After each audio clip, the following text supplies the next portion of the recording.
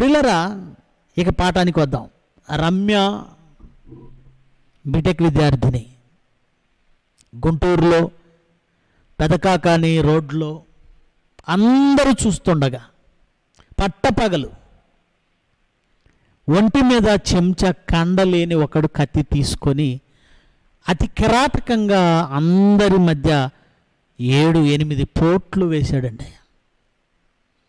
అది సీసీటీవీ కెమెరాలో రికార్డ్ అయింది. దాన్ని యూట్యూబ్ ఛానల్స్ అలాగే న్యూస్ ఛానల్స్ ఆ రికార్డింగ్స్ని, ఆ సీసీ ఫుటేజీల్ని వాళ్ళు టెలికాస్ట్ చేశారు.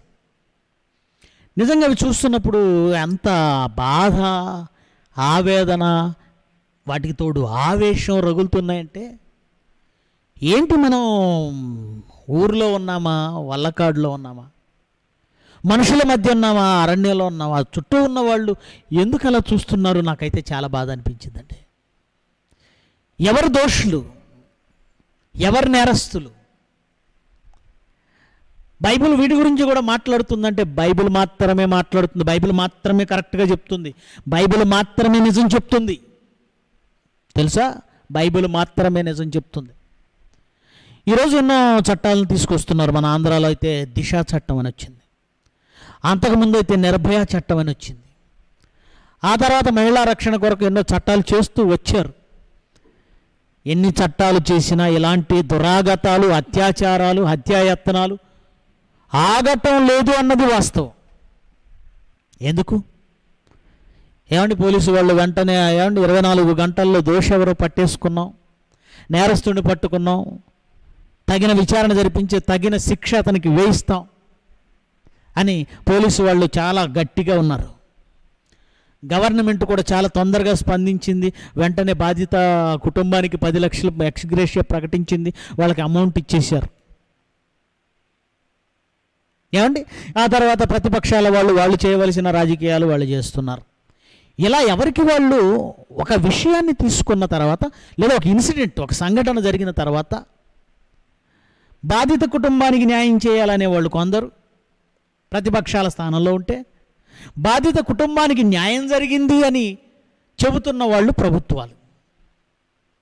ఆ తర్వాత నేరస్తుడిని పట్టుకున్నాం, ఆ నేరస్తుడికి మరి ఉరిశిక్షో, లేదంటే ఏదో మరో విధంగా మరణశిక్షో, లేదంటే 20 ఏళ్ళో 30 ఏళ్ళో జైలో వేసేసి న్యాయం జరిగిందని న్యాయస్థానాలు. అంతేనా? నేరస్తుడిని పట్టుకున్నారా? న్యాయం జరిగిందా? కుటుంబానికి న్యాయం జరిగిందా? న్యాయం గెలిచిందా అని ఆలోచిస్తే, నిజంగా మనసు పెట్టి ఆలోచిస్తే ఎవరు దోషులు? దోషుల్ని పట్టుకున్నారా? పట్టుకున్న వాడేనా నిజమైన దోషి? పట్టుబడిన వాడేనా నిజమైన దోషి? ఇంకెవరు దోషులు కాదా? బైబిల్ చెప్పే వాస్తవాలు ఈరోజు మీరు వింటే ఆశ్చర్యపోతారండి. అసలు ఇలాంటి సంఘటనలు ఎందుకు జరుగుతున్నాయో ఏ చట్టం చెప్పదు, ఏ రాజ్యాంగం చెప్పదు, ఏ స్టడీ చెప్పదు, ఏ చదువులు చెప్పవు, ఏ మేధావి చెప్పడు, ఏ కవి చెప్పడు. ఒక్క బైబిల్ మాత్రమే చెబుతుంది. ప్రియులరా, దేవుడు బైబిల్ అనే ఒక మహారాజ్యాంగాన్ని రాసినప్పుడు మనిషి బ్రతుకు భద్రం, జాగ్రత్తగా ఉండాలి, మనిషి క్షేమంగా ఉండాలి, తప్పు జరగకుండా ఉండాలి, సమాజం అంతా బాగుండాలి. ఇలాంటి ఆలోచనలతోనే బైబిల్ అనే మహాజ్ఞాన గనిని ఇచ్చాడు, రాజ్యాంగాన్ని ఇచ్చాడు, చట్టాన్ని ఇచ్చాడు. అందులో ఆడపిల్లలకు జాగ్రత్తలు, మగపిల్లలకు జాగ్రత్తలు, తల్లిదండ్రులకు జాగ్రత్తలు, సమాజానికి జాగ్రత్తలు, సమాజ పెద్దలకు జాగ్రత్తలు. ఇన్ని జాగ్రత్తలు చెబితే లోకం ఏమందంటే బైబిల్ మతం మతం మతం మతం మతం అనేసింది. ఈ సమాజాన్ని భద్రపరచగలిగే ఒక భద్రతా వ్యవస్థ బైబిల్లో ఉంది. ఈ సమాజాన్ని కాపాడగలిగే ఒక రక్షణ వ్యవస్థ బైబిల్లో ఉంది. ఆ రక్షణ, భద్రత దేవుని మాటలోనే ఉంది, దేవుని మాటలోనే. ప్రేమైన దేవుని పిల్లలారా, ఎవరు దోషులు? ఎవరు దోషులు? ఉన్నది ఉన్నట్టుగా మాట్లాడడం, ఖచ్చితంగా మాట్లాడడం బైబిల్ సేవకుడిగా నా బాధ్యత. గనుక ఎవరి పక్షానో మాట్లాడాలి, ఎవరినో నిందించాలని నేను ఎప్పుడూ ఆలోచించను. బైబిల్లో ఏదుందో అది చెప్పడం నా బాధ్యత గనక దానిని మాత్రమే నేను మీ ముందుకు తీసుకొని వస్తాను. ఎవరు దోషులు? కత్తితో పొడిచిన వాడు దోషేనా? వాడు మాత్రమే దోష. అసలు అది ఎందుకు జరిగింది? ఈ కోణంలో ఎప్పుడైనా ఆలోచించారా? అసలు ఎందుకు జరిగింది? అలాగూ జరగడానికి ఆస్కారం ఎందుకు వచ్చింది? అవకాశం ఎందుకు వచ్చింది? చూద్దాం, బైబిల్ నుంచి దేవుడు ఏం చెప్పాడో లేఖనాల నుంచి ఆలోచన చేద్దాము. ఆదికాండం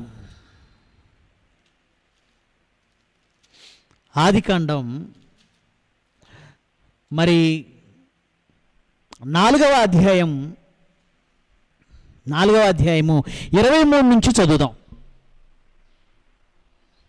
ఆదికాండం 4వ అధ్యాయము 23 నుంచి.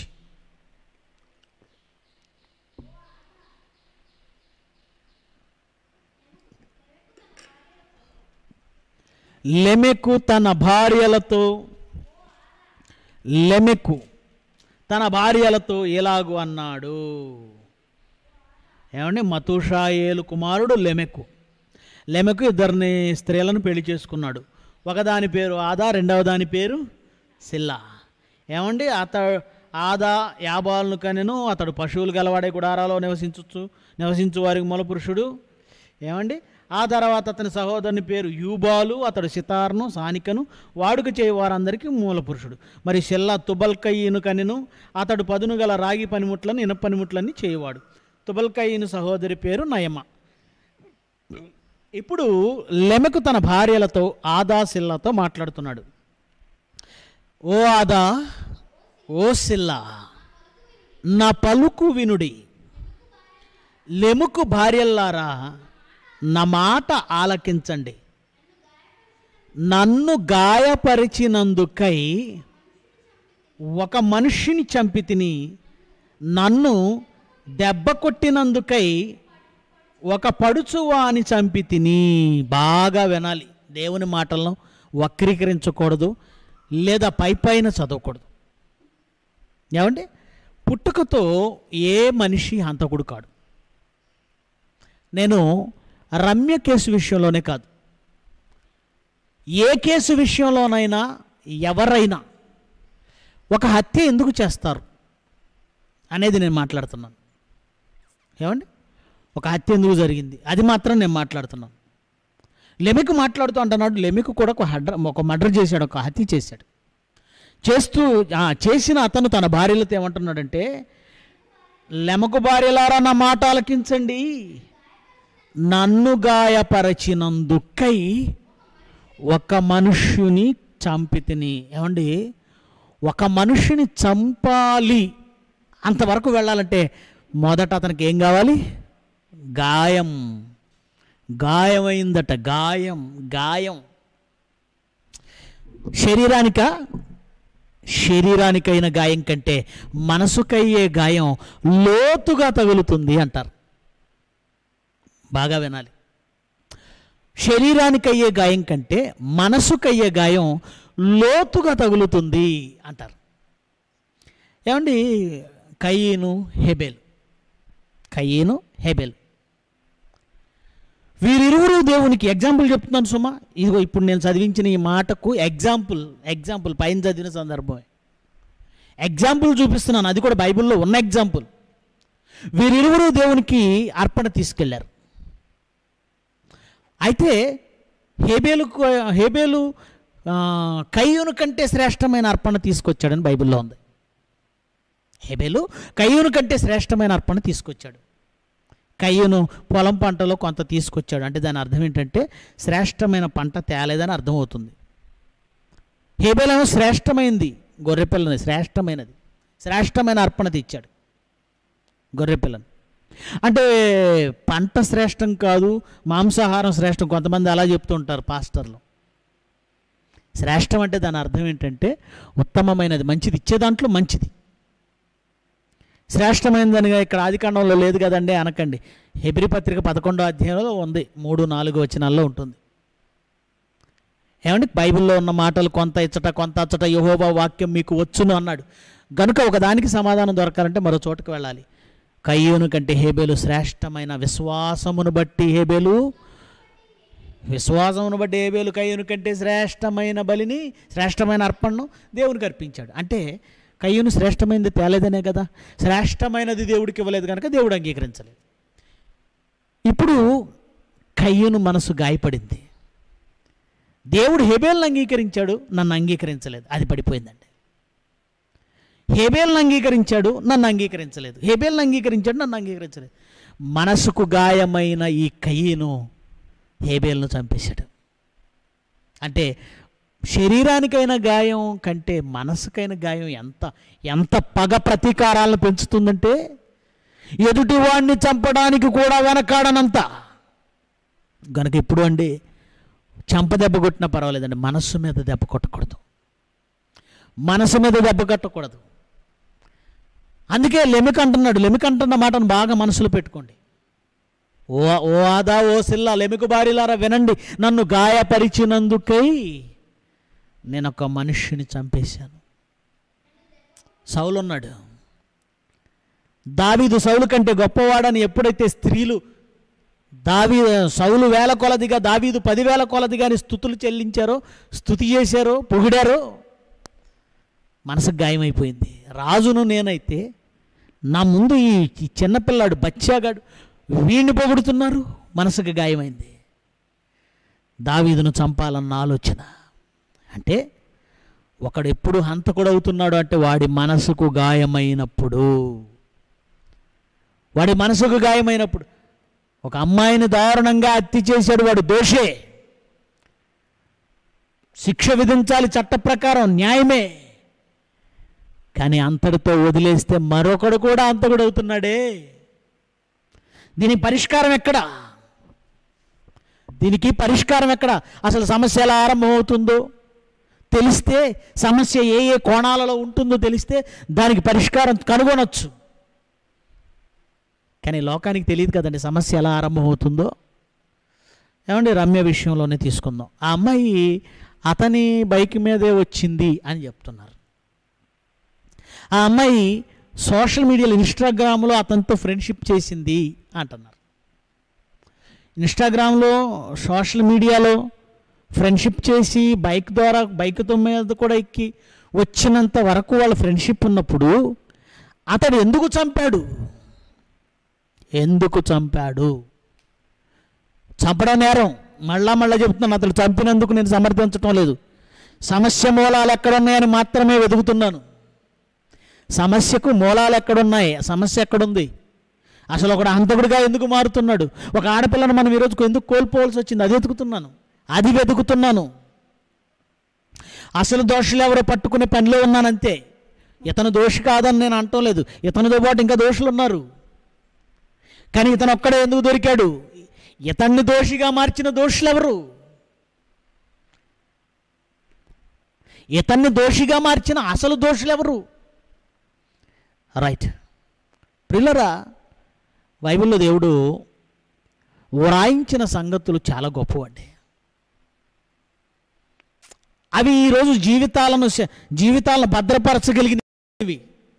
కానీ ఆ మాటల మతం అనుకొని పిల్లలకు నేర్పించకపోవడం వలన ఎలాంటి దారుణాలు జరుగుతున్నాయి ఈరోజు మనం కళ్ళారా చూస్తున్నాం. అతనికి ఏదో గాయమైంది. ఏం గాయమైంది? అతను అమ్మాయిని చంపడానికి వెళ్ళిపోయి చంపేశాడు. ఆ కసితో కత్తి తీసుకొని అన్ని పోట్లు పొడిచాడు అంటే అతని మనస్సుకి ఎక్కడో గాయమైంది. ఎక్కడైందో చెప్పనా? ఈరోజు సమాజాన్ని ప్రశ్నిస్తుంటే కొన్ని విషయాలు ప్రశ్నించొద్దు అంటారండి. వాళ్ళు చేస్తున్నది తప్పని చెప్పడం కూడా తప్పు అయిపోతుంది.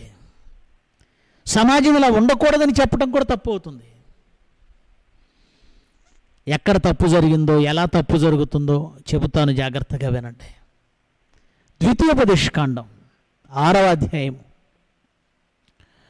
6వ అధ్యాయం 6వ వచనం నుంచి చదువుతాం.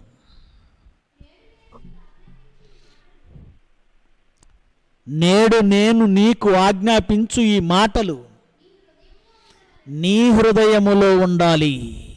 తల్లిదండ్రులకు చెబుతున్నాడు. నేడు నేను నీకు ఆజ్ఞాపించే ఈ మాటలు ఉన్నాయే, ఈ వాక్యం ఉందే, నేడు నీ హృదయంలో ఉండాలి అవి.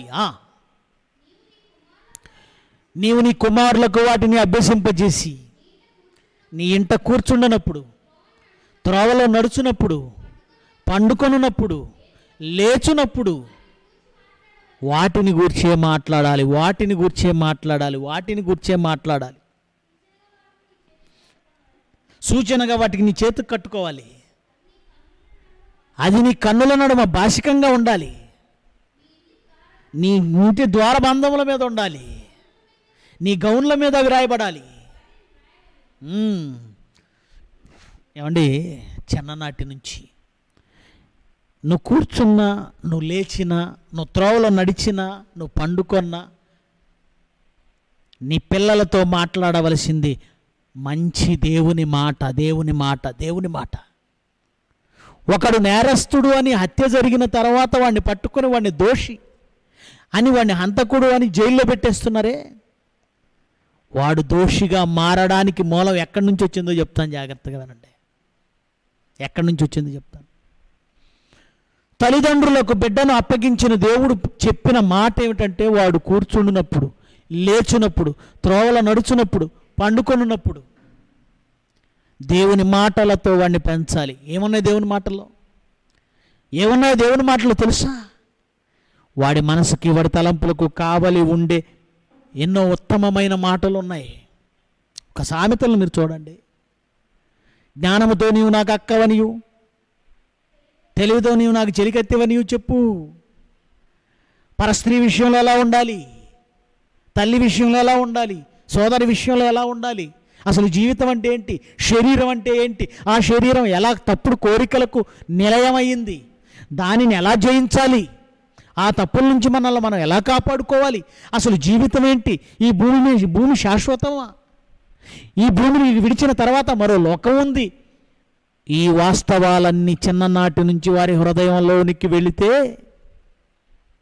మరణించిన తర్వాత మరో జీవితం ఉందని, మరో లోకం ఉందని, ఆ దేవాతి దేవుని దగ్గరకు వెళ్ళాలని వాడి మనసులో పడితే, ఈ భూమి మీద కనబడే చిన్న చిన్న వాటికి ఆశపడ్డాడు.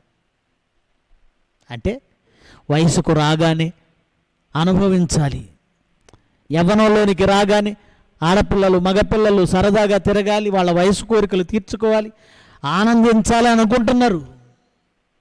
దానికి కారణం, ఏ వయసులో తీరవలసిన ముచ్చట ఆ వయసులో తీరాలండి అని మాట్లాడుతున్న నీ మాటే పదే పదే పదే అదే మాట మాట్లాడుతున్నావు. ఏ వయసులో తీరవలసిన ముచ్చట అంటే, పిల్లవాడిగా ఉన్నప్పుడు తినడంలోనూ ఆనందించటం, ఆడుకోవటంలో ఆనందించటం, రుచికరమైన ఆహార పదార్థాలు తినడానికి ఇష్టపడతారు కదండి చిన్నపిల్లలు. ఐస్ క్రీమ్లని, చాక్లెట్లని, బర్గర్లని, పిజ్జాలని, ఏమండి చికెన్ అని, మటన్ అని, చిన్న వయసులో వాళ్ళకి ఏంటంటే ఏదైనా తినడమే, అదే మనసుకు తృప్తినిస్తుంది, సంతోషాన్ని ఇస్తుంది. ఆ తర్వాత ఆడుకోవటం, అదే వాళ్ళకి సంతోషాన్ని ఇస్తుంది. అందుకే కొంతమంది పిల్లలు చదువుల కంటే ఇదిగో ఆడడానికి, తినడానికి ప్రయారిటీ ఇస్తారు, అదే ముఖ్యం వాళ్ళకి. ఆ తర్వాత యవ్వనంలోనికి రాగానే పరిచయాలు, ఆడపిల్లలు మగపిల్లలతో పరిచయాలు, మగపిల్లలు ఆడపిల్లలతో పరిచయాలు, సరదాగా తిరగడాలు, షికారులు, సినిమాలు. ఇది తప్పని చెప్పవలసిన సమాజం, నిజంగా ఇవి తప్పని పిల్లలకు నేర్పించే విధానంలో సమాజం ఉందా? తప్పును తప్పని చెప్పే స్థితిలో సమాజం ఉందా? పిల్లల మనసుల్లో ఒక చెల్లిని, ఒక అక్కని చూసుకో, ఒక ఆడపిల్లలు అక్కని చెల్లిని చూడమని చెప్పే సంస్కారం, మగపిల్లలకు నేర్పించే సంస్కారం ఈరోజు సమాజంలో ఉందా? తల్లిదండ్రులకు ఉందా? కొంతమంది తల్లిదండ్రులు పిల్లల దగ్గర, అరే అది పలాంది నీ పెళ్ళవరా, ఇప్పుడే చెప్తున్నాను అది నీ పెళ్ళవరా, తల్లి కొడుకు చెప్తుంది. ఏమండి, ఈ మధ్యకాలంలో ఒక సినిమా హీరో, చిన్ని పాప, ఆ పాపతో మాట్లాడిస్తున్నాడు పెళ్ళి గురించి. మన తెలుగు హీరోనే, సిగ్గుపడాలి. చిన్ననాటి నుండి వాళ్ళ మనసులలో యవ్వనం రాగానే ఆడపిల్లలు మగపిల్లల స్నేహాల గురించి, తిరగడాల గురించి, సంతోషించటాల గురించి వాళ్ళ మనసులో వేసిన నువ్వు, తెరా వాళ్ళు ఎదిగిన తర్వాత తప్పులు చేస్తే దానికి బాధ్యుడు నువ్వు కావా? దోషివి నువ్వు కావా? ఏమండి, ఇన్స్టాగ్రామ్లో స్నేహం ఏంటండి? ఆడపిల్లలు కానీ మగపిల్లలు కానీ ముక్కు ముఖం తెలియని వాళ్ళతో స్నేహం ఏంటండి? ఒక మనిషి ఎలాంటి వాడు కళ్ళ ముందు ఉన్న వాళ్ళను చూడాలి కదండి. ఒక అమ్మాయి అలాంటిది, ఒక అబ్బాయి అలాంటి వాడు, ఒక స్త్రీ అలాంటిది, ఒక పురుషుడు అలాంటి వాడు. మనం చూడాలి, కొంతకాలం వాళ్ళను గమనించాలి, వాళ్ళ ప్రవర్తన చూడాలి, వాళ్ళ మాటను చూడాలి, వాళ్ళ లైఫ్ను చూడాలి, వాళ్ళ జీవితాన్ని చూడాలి. అప్పుడు మంచివాడా చెడ్డవాడా, అమ్మాయి మంచిదా చెడ్డదా తెలుస్తుంది. ఎక్కడో ఉండి సోషల్ మీడియాలో పరిచయాలు ఏంటండి? ఆడపిల్లలైనా మగపిల్లలైనా ఏంటి పరిచయాలు? దోషులెవరు? అసలు దోషులెవరు? చిన్ననాటి నుండి దైవజ్ఞానంలో నేర్పక వారి మనసులో వయసును బట్టి ఏ వయసులో అనుభవించాలి, చిన్న వయసులో తిండి అనుభవించాలి, యుక్త వయసులో అమ్మాయిలను అనుభవించాలి, మధ్య వయసు వచ్చేసరికి ధనాన్ని అనుభవించాలి, వృద్ధాప్యం వచ్చేసరికి చావును అనుభవించాలి. ఇంతనా? ఏ వయసులో తీరవలసిన ముచ్చట ఆ వయసులో తీరాలి. చుట్టూ చూడండి, ఆ ఛానల్స్ కావచ్చు, సినిమాలు కావచ్చు, సీరియళ్ళు కావచ్చు, ఎక్కడ చూసినా బూతు బూతు బూతు బూతు. టిక్టాక్లు చూడండి, ఏమంటే సంసారపక్షంగా ఉండి ఒద్దికగా ఉండే ఆడపిల్లలు ఎవరు కనపడడం లేదండి. పైగా అంటే ఆడపిల్లల డ్రెస్సులను బట్టే అంటున్నారా? ఆడపిల్లల డ్రెస్సులను బట్టి అంటున్నారు, ఆడపిల్లల డ్రెస్సులను బట్టి అంటున్నారు, ఆడపిల్లల మీదే పడుతున్నారని చాలామంది అంటున్నారు. నేను అదే చెప్తున్నాను, నేరం ఎవరిదైనా నేరమే. ఏమండి, ఒకడి మనసులో వికారం పుట్టడానికి నువ్వు కారణమైతే, ఒకడి మనసులో వికారం పుట్టడానికి నువ్వు కారణమైతే, వాడు నిండుగా చీర కప్పుకున్న అమ్మాయిని కూడా అదే దృష్టితో చూస్తాడు. ఎందుకంటే నువ్వు శరీరాన్ని కప్పుకోకుండా కొన్ని భంగిమల్లో చూపించావు కదా, కప్పుకున్న అమ్మాయి కూడా తీసేస్తే ఎలా ఉంటుందని చూస్తాడు. ఏమండి, కనుక వాడు నేరస్తుడే. ఆ నేరం చేయటంలో నువ్వు కూడా సహకరించొద్దు అంటున్నానంతే. అలానే దుర్మార్గులైన వారు 9 నెలల పసిగుడ్డుపై కూడా అత్యాచారానికి తెగబడుతున్నారు.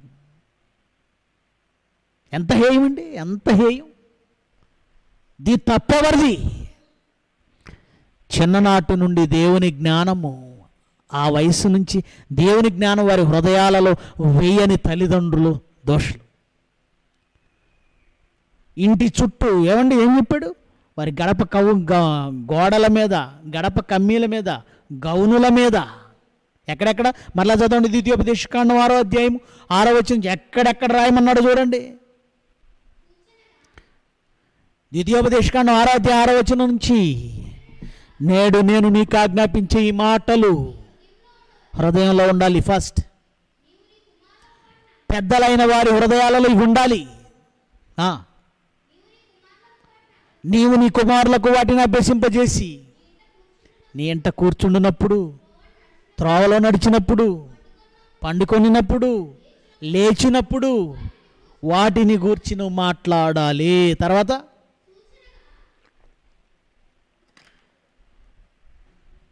సూచనగా, తల్లిదండ్రులైన మీరు సూచనగా వాటికి చేతికి కూడా కట్టాలట. అవి నీ కన్నుల నడుమ బాసికంగా కూడా ఉండాలట. నీ ఇంటి ద్వారబంధాల మీదను, నీ గౌనులు ఆర్చిరి, ఊరి ఎంట్రన్స్ గౌన్లోనే చూసారా, ఊరి ఎంట్రన్స్ ఆర్చిలో ఏర్పాటు చేస్తున్నారు ఈ మధ్యకాలంలో. ఆ ఆర్చిలో, ఆ ఎంట్రన్స్లోకి మనం ప్రవేశిస్తే ఊర్లోకి వచ్చేస్తాం. ఆ గౌనుల మీద వాక్యాలు రాయాలి, గడప కమ్ముల మీద వాక్యాలు రాయాలి, నీ గోడల మీద వాక్యాలు రాయాలి. ఎక్కడ చూసినా వాతావరణం అంతా మంచి మంచి మంచి మంచి దేవుని మాట, దేవుని మాట, దేవుని మాట, దేవుని మాట. ఒక్కసారి ఆలోచించండి, ఈ సమాజంలో ఇప్పుడు వాడి చుట్టూ ఏముంది? జ్ఞానేంద్రియాలు అంటారండి. మానవ దేహంలో బయటున్న సమాచారాన్ని సంగ్రహించడానికి, బయటి సమాచారాన్ని సంగ్రహించడానికి దేవుడు మానవ దేహంలో 5 జ్ఞానేంద్రియాలు, పంచేంద్రియాలు అంటారు, జ్ఞానేంద్రియాలు 5 పెట్టాడు. కళ్ళు, చెవి, ముక్కు, నాలుక, చర్మం. ఇవి బయట ఉన్న విషయాలను గ్రహించడానికి ఉపయోగపడేవి. కళ్ళు, లోకం ఎలా ఉంది, లోకంలో ఏ వస్తువులు ఉన్నాయి, వాటి ఆకారం ఎలా ఉంటుంది, వాటి రంగులు ఎలా ఉంటాయి, ఇవన్నీ చూసి మనకు చెప్పేది కన్ను. చెవి ఒక మాట ఎలా ఉంటుంది, దాని భావం ఏంటి, ఏ శబ్దం ఎలా ఉంటుంది, ఎవరి మాట ఎలా ఉంది, మంచి మాట చెడ్డ మాట, ఏది బూతు, ఏది ఆనందాన్ని ఇస్తుంది, ఏది వికారాన్ని పుట్టిస్తుంది, ఏది తప్పుని చేయిస్తుంది, ఇవన్నీ పరీక్షించేది చెవి. మంచి మాటలు వెళితే ఈ దేహం ఈ మనస్సు మంచిగా మారుతుంది. చెడ్డ మాటలు వెళితే ఈ శరీరం ఈ దేహం ఈ మనస్సు చెడ్డగా మారిపోతుంది. అందుకే దేవుడు ఒక బాబుని ఒక పాపను పెంచేటప్పుడు వాళ్ళ వాతావరణం, వాళ్ళ చుట్టూ ఉన్నటువంటి పరిసరాలు, వాళ్ళ ఎన్వైర్న్మెంట్ అంతా కూడా పవిత్రంగా ఉండాలి.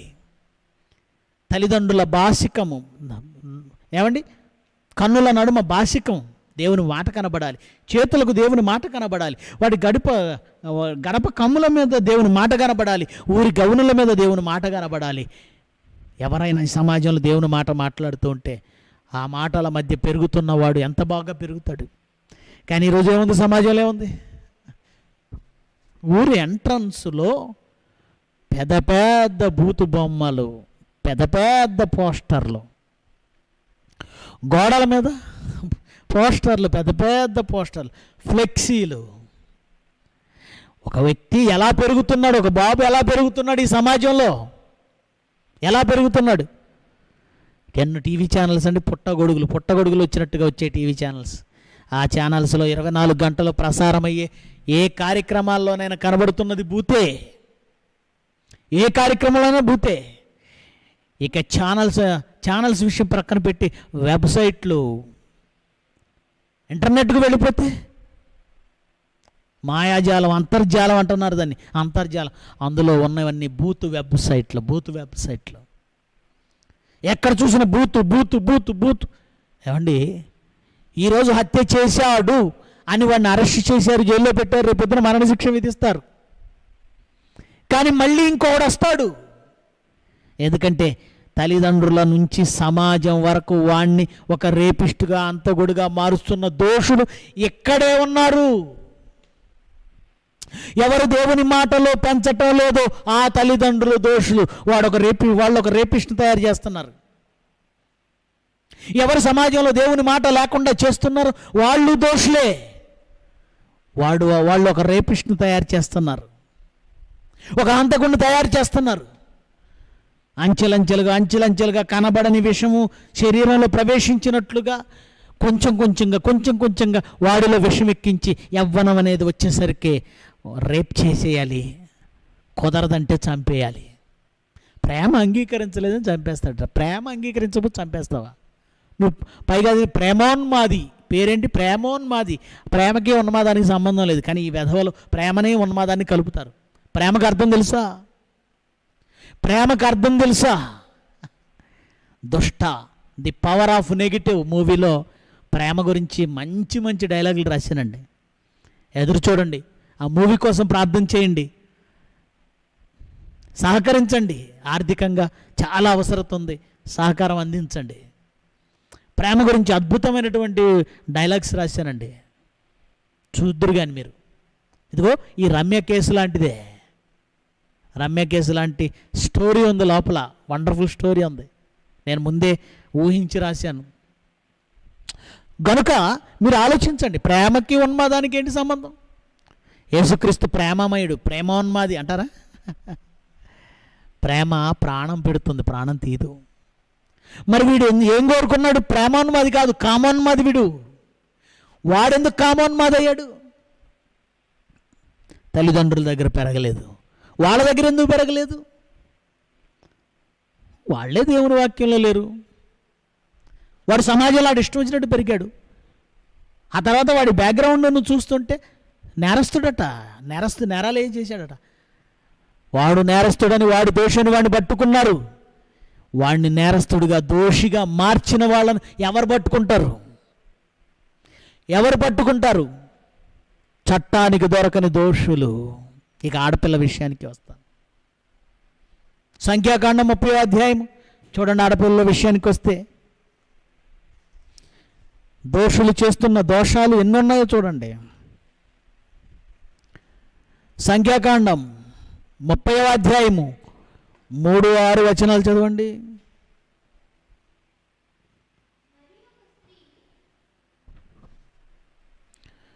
సంఖ్యాకాండం 30:3-6 మధ్య.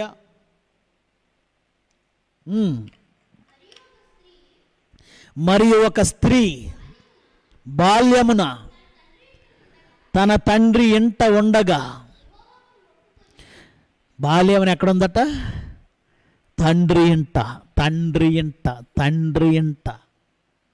చాలామంది ఆడపిల్లల్ని పెళ్ళి కాకముందు, ఆడపిల్లని దేవుడు పెళ్ళి కాకముందు తండ్రి ఇంట అన్నాడు, పెళ్ళైన తర్వాత భర్త ఇంట. పెళ్ళి కాకముందు తండ్రి ఇంట, పెళ్ళైతే భర్త ఇంట. ఆడపిల్లైనా మగపిల్లాడైనా తల్లిదండ్రుల సంరక్షణలో, తల్లిదండ్రుల బోధలో, తల్లిదండ్రుల పెంపకంలో ఉండాలి. చాలామంది తల్లిదండ్రులు ఆడపిల్లలైనా మగపిల్లలైనా తీసుకెళ్ళి హాస్టల్లో వేసేస్తున్నారండి. హాస్టల్ అంటే ఏంటి? తల్లిదండ్రుల ప్రేమ ఉండదు అక్కడ, తల్లిదండ్రుల కాపుదల ఉండదు అక్కడ, తల్లిదండ్రుల సంరక్షణ ఉండదు అక్కడ, తల్లిదండ్రుల జాగ్రత్త ఉండదు అక్కడ, కాపుదల ఉండదు అక్కడ.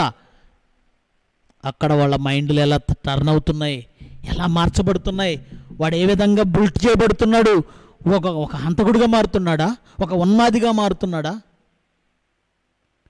ఒక రేపిస్టుగా మారుతున్నాడా, ఒక కామ పిశాచిగా మారుతున్నాడా, వాడు ఎలా ఉన్నాడు, ఎలా మారిపోయాడు? కేవలం చదువు చదువు చదువు చదువు చదివితే లక్షలు సంపాదించాలి, నెలకు లక్షలు సంపాదించే ఏవో గొప్ప గొప్ప జాబులు, వ్యాపారాలు, డబ్బు ఒక్కటి ఉంటే చాలు ఈ లోకంలో బాగా బ్రతకొచ్చన్న తప్పుడు ఆలోచనలతో పిల్లలు ఎలా ఉంటే మనకేంటని వదిలేస్తున్న వాళ్ళు ఉన్నారు. భవిష్యత్తు బాగుండడం అంటే ఏంటి? నువ్వు ఉద్యోగం చేయాలి, నీ పిల్లలు ఉద్యోగం చేయాలి, లేదంటే డబ్బు సంపాదించడం నా బాగుండడం అంటే? బాగుండడం అంటే మనం ఒక్కళ్ళమే బాగుండడం కాదండి, సమాజంలో ప్రతి వాళ్ళు బాగుండడం. ప్రతి వాళ్ళు బాగుండాలి. నీ కొడుకు ఇంకో ఆడపిల్ల మీద చేయకూడదు, ఇంకొక ఆడపిల్ల వలన ఇంకొకడు నేరస్తుడు కాకూడదు, ఒకడు రేపిస్ట్ కాకూడదు, అంతకుడు కాకూడదు, ఒక అమ్మాయి చచ్చిపోకూడదు.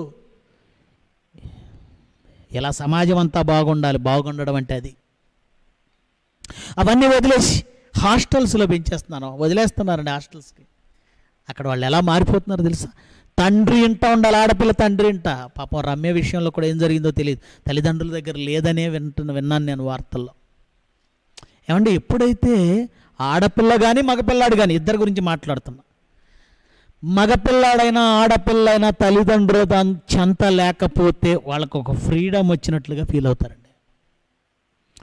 ఏమండి, కాలేజీకి వెళ్ళినప్పుడు పిల్లలు ఆడపిల్లల ఫ్రెండ్స్ ఉంటారుగా, కాలేజీకి వెళ్ళినప్పుడు మగపిల్లల ఫ్రెండ్స్ ఉంటారుగా. ఇక్కడ ఆల్రెడీ క్లాస్మేట్లు ఫ్రెండ్లు ఉన్నప్పుడు ఇన్స్టాగ్రామ్లో ముక్కు ముఖం తెలియనాడు ఫ్రెండ్ ఎందుకండి? ఇక్కడ ఆల్రెడీ క్లాస్మేట్స్ ఫ్రెండ్స్ ఉన్నప్పుడు ముక్కు ముఖం తెలియని ఫేస్బుక్లో అమ్మాయి ఫ్రెండ్ ఎందుకండి? కేవలం ఫ్రెండ్షిప్ అనే పేరుతో వాళ్ళల్లో ఉన్న కామోద్రేకతను అవతల వాళ్ళ మీద రుద్దుతారు. జరుగుతున్న వాస్తవం మాట్లాడుతున్నాను. వాళ్ళకున్నటువంటి ఆ చిన్న చిన్న కోరికలు, అమ్మాయిలతో మాట్లాడాలి, అబ్బాయిలతో మాట్లాడాలి, అమ్మాయిలు దానికి ఇన్స్టాగ్రామ్ ఫేస్బుక్ వంక పెట్టుకొని. ఇకపోతే ఆడపిల్లలు చేస్తున్న అతి పెద్ద తప్పేంటో మీరు వినాలి. విన్నాను, ఏమన్నా కూడా పర్వాలేదు. ఆడపిల్లలు చాలామంది చేస్తున్న తప్పు, మగపిల్లల్ని అంచనా వేయలేకపోవడం. ఫ్రెండ్షిప్ వరకు ఉందామని మీరు అనుకుంటారు.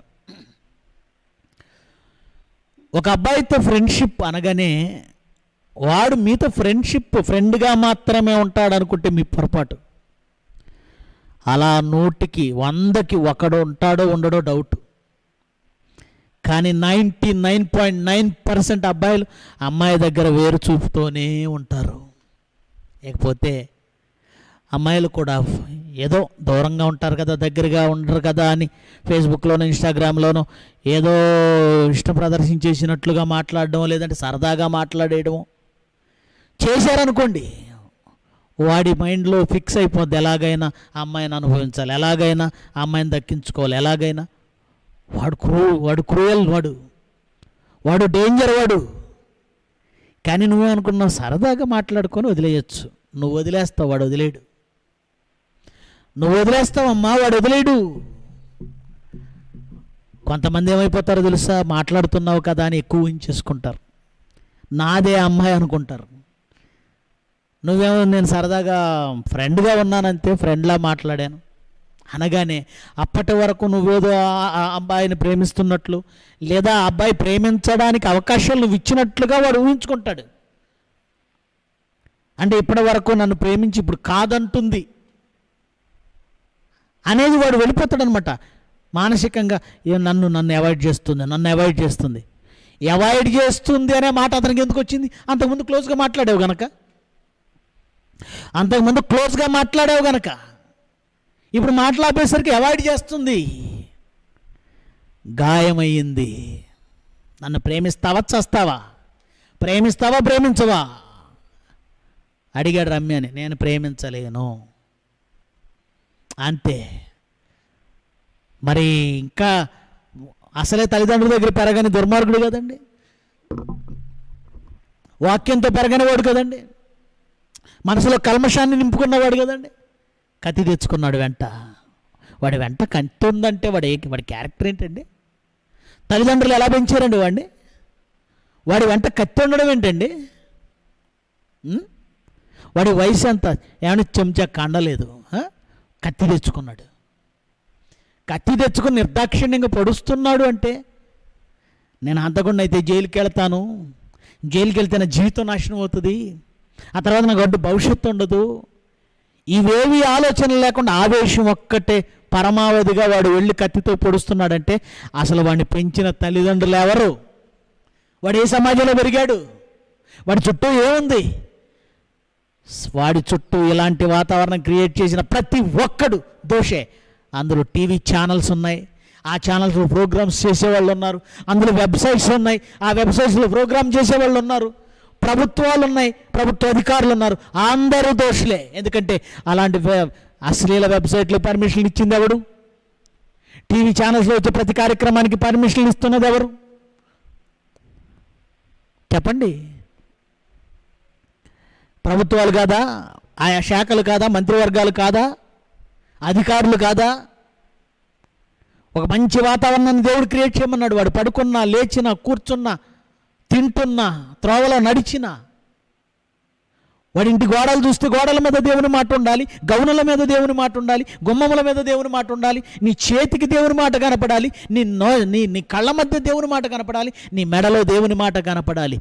అలా వాడి చుట్టూ దేవుని వాక్యం మంచి మాటలతో మంచి వాతావరణంలో వాడు పెరిగితే ఎందుకు అవుతారండి ఇలాగా? తీరా హత్య చేసిన తర్వాత వాడు దోషిని పట్టుకున్నావు, 6 గంటల్లో పట్టుకున్నావు. నువ్వు పట్టుకొని చట్టానికి దొరకని దోషులు వాళ్ళ తల్లిదండ్రులు, చట్టానికి దొరకని దోషులు, వాడి చుట్టూ భూత సంబంధమైన వాతావరణాన్ని క్రియేట్ చేసిన వాళ్ళు, చట్టానికి దొరకని దోషుల్లో టీవీ ఛానల్స్లో ఆ భయంకరమైన బూతు కార్యక్రమాలు ప్రసారం చేసేవాళ్ళు, వెబ్సైట్లలో బూతు కార్యక్రమాలు ప్రసారం చేసేవాళ్ళు, వాళ్ళు దోషులే. వాళ్ళు పట్టుకుంటున్నారా? చెప్పండి. ఇకపోతే ఆడపిల్లల విషయం. ఎందుకమ్మా స్నేహం? మీకు స్నేహాలు లేవా? కాలేజీలో స్నేహితులు లేరా?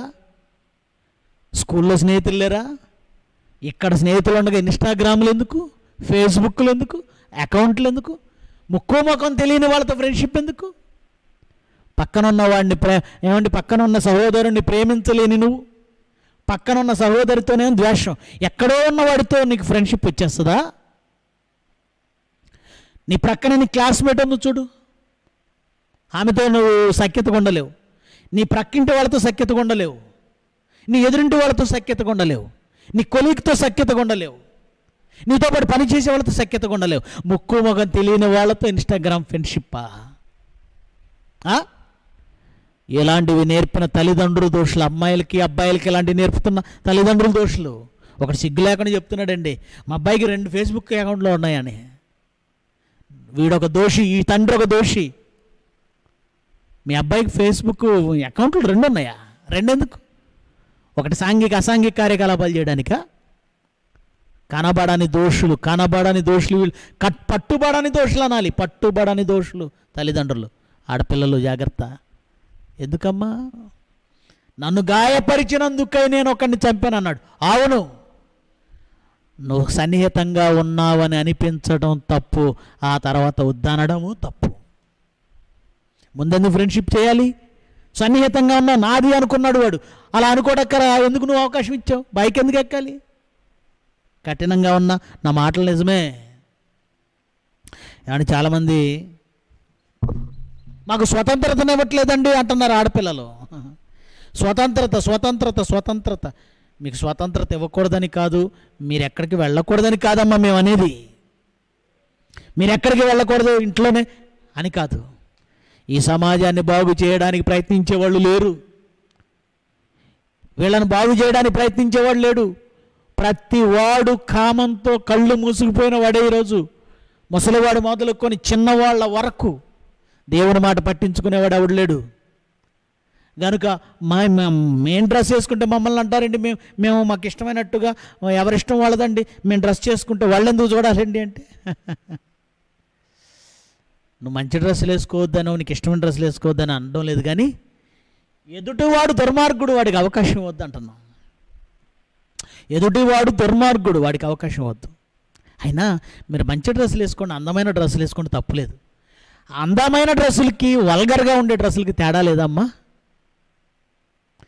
అందమైన డ్రెస్సులు వేసుకోండి, తప్పేముంది. మంచి చీర కట్టుకోండి, తప్పేముంది. అందంగా అలంకరించుకోండి, తప్పేముంది. కానీ శరీర అవయవ భాగాలన్నీ కొట్టొచ్చేలా కనిపించేవి ఎందుకంటున్నాం? నేను అబ్బాయిలను సమర్థించటం లేదు సుమా.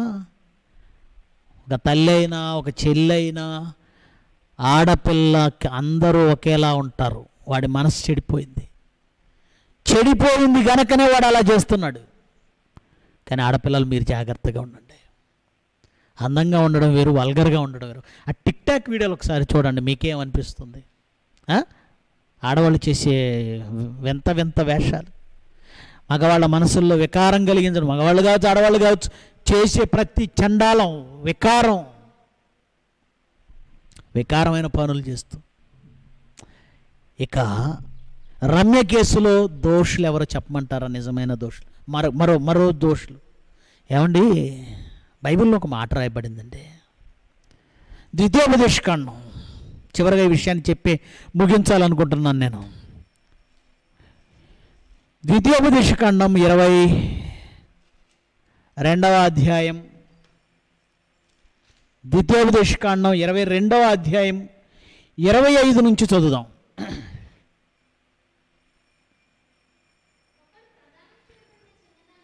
ద్వితీయోపదేశకాండం 22వ అధ్యాయము 25 నుంచి, ఒకడు ప్రదానము చేయబడిన చిన్న దానిని పొలములో కలుసుకొనినప్పుడు ఆ మనుష్యుడు ఆమెను బలిమి పట్టి ఆమెతో శయనించిన ఎడల ఆమెతో శయనించిన మనుష్యుడు మాత్రమే చావలవలెను. అంటే బలవంతం చేసాడు, వాడిని చంపేయండి అన్నాడు దేవుడు. ఆ చిన్నదాన్ని ఏమీ చేయకూడదు.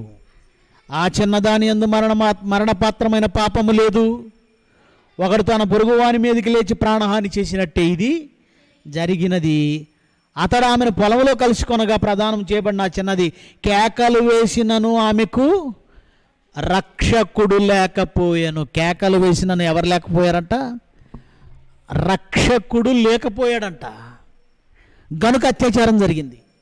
ఒకవేళ రక్షకుడు ఉంటే అత్యాచారం జరిగేది కాదు. అంటే దేవుని ఉద్దేశం ఏమిటంటే, ఒక అత్యాచారం జరుగుతుండగా అక్కడ ఎవరైనా ఉంటే వాళ్ళు రక్షించాలి. రక్షిస్తాడు, రక్షకుడు అవుతాడు వాడు. ఏమండి, రమ్యని ఆ రోడ్డు మీద కత్తితో పొడుస్తూ ఉంటేనండి చుట్టూ ఉన్నారండి, చూస్తూ ఉన్నారు. ఏమండి, వాడెంతండి, చెంచా కండలేదు. ఇది మూడోసారి నేను ఈ మాట అంటాను ఈ ప్రసంగంలో. చెంచా కండలేదు. గట్టిగా ఇద్దరు కర్రలు తీసుకొని వాడి కాళ్ళ మీద గట్టిగా కొట్టారనుకోండి, వాడు కదులుతాడా అండి? వాడాన్ని కత్తిపోట్లు పొడుస్తుంటే నుంచొని సినిమా చూసినట్టు చూస్తున్నారండి. ఒక ఆడపిల్లను కాపాడలేకపోయారు.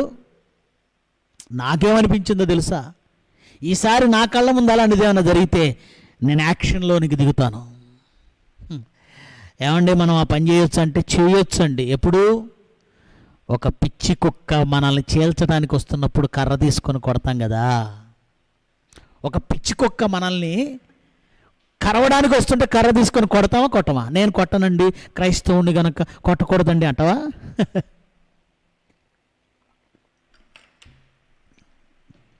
ఒక పులి మన బిడ్డను చీల్చేయడానికి వస్తుంటే కనీసం కర్ర తీసుకొనో లేదంటే చేతికి అందిన ఏ గొడ్డలో తీసుకొనో దాని మీద ఎగబడాలనుకుంటాం కదా బిడ్డను కాపాడుకోవడానికి.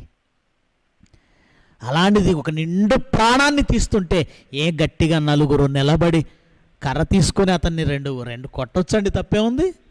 హత్య జరగడం కండి వీడిని 2 దెబ్బలు కొట్టి పక్కకు లాగటం రైట్ కాదా? ఇది పగతో కొట్టింది కాదు, ఇది ఒక ఘోరం జరగకుండా ఉండడానికి. ఆమెకు రక్షకుడు ఉంటే ఆ పని జరిగేది కాదన్నాడు బైబిల్లో. అంటే అన్యాయం జరుగుతున్నప్పుడు అడ్డుకోవాలా? అడ్డుకోవాలి. మరి ఎందుకు సమాజం అడ్డుకోవటం లేదు? రమ్య కేసులో చట్టానికి దొరకని దోషులు ఎవరో తెలుసా? అక్కడ చూస్తూ ఉన్న వాళ్ళందరూ, అక్కడ చూస్తూ ఉన్న వాళ్ళు, ఆపని వాళ్ళందరూ కూడా నిండు ప్రాణం పోతున్న ప్రాణాన్ని కాపాడకుండా ఏమండి చిత్రాన్ని చూసినట్టు చూస్తున్నారే, జాతర తిరునాళ్ళు చూసినట్టు చూస్తున్నారే, చోద్యం చూస్తున్నారే. ఆపలేరండి? ఆపలేరా? ఆపొచ్చు. ఒక అన్యాయాన్ని ఆపొచ్చు, ఒక దుర్మార్గాన్ని ఆపొచ్చు. ఏమండి నిజంగా నలుగురు కర్రలు పట్టుకుని నిలబడితే వాడు కదులుతాడండి? మళ్ళీ కత్తెత్తుతాడండి? ఎందుకు ఇలా అయిపోయారు వీళ్ళు? చట్టానికి దొరకని దోషులు వీళ్ళు. ఒక ప్రాణం పోవడానికి కారణం వీళ్ళు. ఒక ప్రాణం పోవడానికి కారణం వీళ్ళు. ఇలాంటివి ఎన్నోనండి సమాజంలో జరుగుతుంటాయి. ఒక నటి, వర్ధమాన నటి ఒక ప్రకటన ఇచ్చిందండి. ఏమన్నా తెలుసా? వినండి.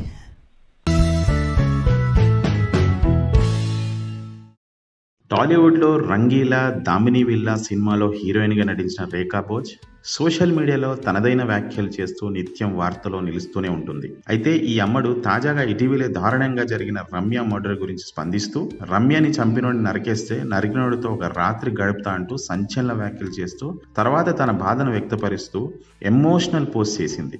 గుంటూరు నడి రోడ్డు మీద బీటెక్ స్టూడెంట్ రమ్యను నరికి చంపిన ఘటన తీవ్ర సంచలనంగా మారింది. అందరూ చూస్తుండగానే ప్రేమోన్మాది శశికృష్ణ రమ్యను కత్తితో నరికి చంపాడు. ఎంతో మంది జనాలు అక్కడే ఉన్నా ఎవరు అడ్డుకోవడానికి సాహసం చేయలేదు. ఒకరో ఇద్దరో రమ్యను కాపాడడానికి ప్రయత్నించినా శశికృష్ణ వాళ్ళని బెదిరించి మరీ రమ్యను పలుమార్లు నరికి చంపాడు. విచక్షణారహితంగా జరిగిన ఈ దాడిలో రక్తపు మడుగులో ఉన్న రమ్యను ఆసుపత్రి తరలిస్తుండగానే ప్రాణాలు వదిలింది.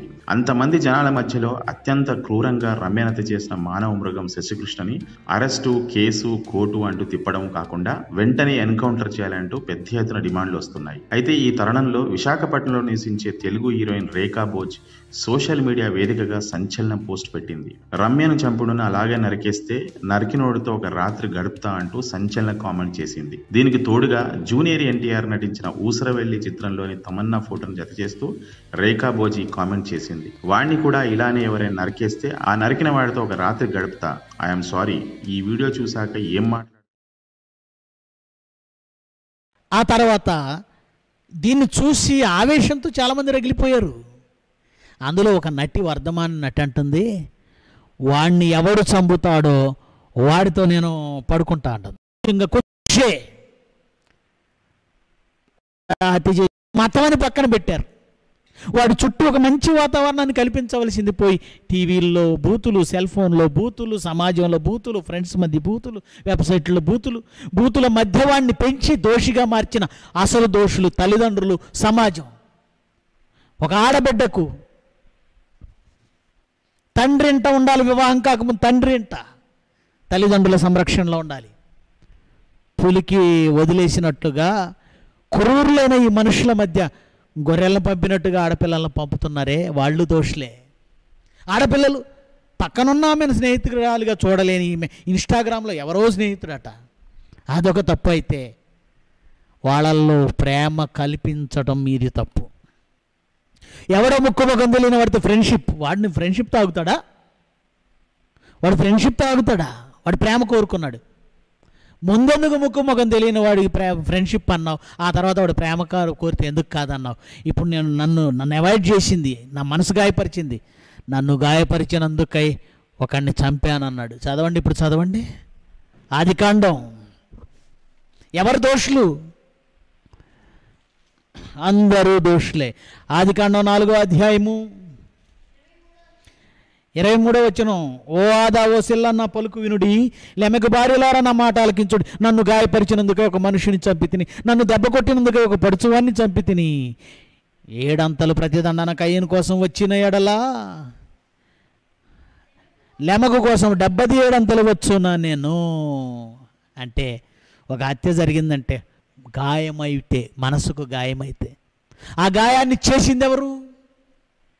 ఈ సమాజం, తల్లిదండ్రుల పెంపకం, ఈ వ్యవస్థ, ఈ చట్టాలు, ఈ అధికారులు, ఈ ప్రభుత్వాలు ఒకడిని నేరస్తుడిగా పెంచాయి, సన్మార్గంలో పెంచలేదు. గనుక అందరూ దోషులే, అందరూ దోషులే. ఒక ప్రక్క కోర్టులే పెళ్లి కాకుండా సహజీవనం నేరం కాదు అని అంటున్నాయి. ఒక ప్రక్క కోర్టులే ఏమండి వివాహమైనా కూడా భార్య తనకిష్టమైన వారితో సహజీవనం చేయొచ్చు, భర్త అడగకూడదు. భర్త తనకిష్టమైన ఆమెతో సహజీవనం చేయొచ్చు, భార్య అడగకూడదు. ఇలా దౌర్భాగ్యపు దిక్కుమాలిన సలహాలు కోర్టులో ఇస్తుంటే ఇలాంటివి జరక్కేం చేస్తాయి? గనక రమ్య హత్య కేసులో తప్పుడు తీర్పులు, తప్పుడు చట్టాలు తెచ్చిన న్యాయమూర్తుల దగ్గర నుంచి, బూతులు సమాజంలో ఛానళ్లలో పిల్లలకు దగ్గరగా ఉంటున్న పట్టించుకొని అధికారుల నుంచి, పిల్లలను దేవుని వాక్యంలో పెంచలేని తల్లిదండ్రుల నుంచి, ఒక ఆడపిల్లను కత్తితో పొడి చంపుతున్న, గుడ్లు అప్పగించుకొని చూస్తున్న ఆ చుట్టూ ఉన్న మనుషుల వరకు చట్టానికి దొరకని దోషులు వాళ్ళు. వ్యవస్థ మారకపోతే మరొక రమ్య వస్తుంది, మరొకడు హంతకుడు అవుతాడు. ఇప్పటికైనా బైబిల్ని విశ్వసించండి. ఈ సమాజాన్ని బాగు చేసేది బైబిలే, దేవుని మాటే.